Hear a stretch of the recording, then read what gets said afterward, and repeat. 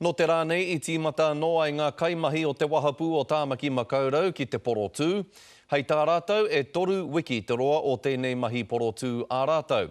Hei tā rātou e hara I te moni, engari ko te oranga kē o ngā whānau te mea nui I mua atu I ngā hiahia o ngā rangatira pakihi. Hei tā tētahi o ngā kaimahi a Vinnie Clark, kei te whai tēnei whenua kia whai rawa ake te whai rawa, o tira kia rawa kore ake te rawa kore. Anei aroi hana nuri. Mō ēnei kaimahi uni ana no te wāpū, koinei te mahi mo te toru wiki e haere ake nei.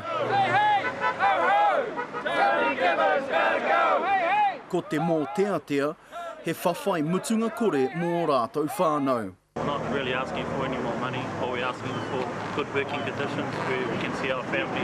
Ko Jermaine Witehira ngō Ngāpuhi, tētihi o te hunga torurau e porotū ana. Ko te kaumātoru tau āia e mahi ana ki te wāpū, ki te whāngai I ana kōhine toko toru, kei raro katoa rātou I te rima tau. Our productivity is pretty good. We've got 8 productivity bonuses in the last year, so I don't see what's wrong with that. Mō Vinnie Clark no Ngāpuhi me te rarawa, toko toru hoki ana tamariki, engari he rangatahi te katoa. But what value can you put on family? It's worth way more.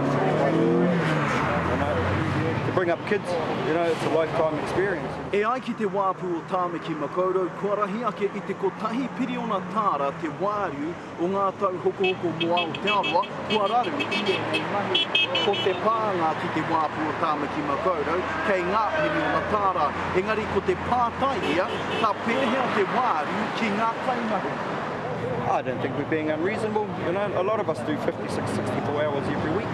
That's a lot of hours to put in, away from your family, 3 shifts, 24/7. I'll probably be made redundant if I was in the section. I'll have no job, so I don't know what I'll do next.